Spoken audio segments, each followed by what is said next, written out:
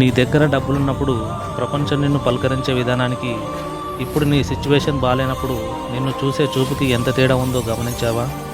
జేబులో గట్టిగా డబ్బులున్నప్పుడు నువ్వు చెప్పే చెత్త జోక్కి కూడా నవ్వే జనం, అదే డబ్బు లేనప్పుడు నువ్వు చెప్పే నిజమైన బాధని కూడా నటన అని కొట్టిపారేస్తారు. మనం సినిమాలో కథలు డబ్బు కంటే ప్రేమ గొప్పదే, బంధాలు గొప్పవి అని వింటాము.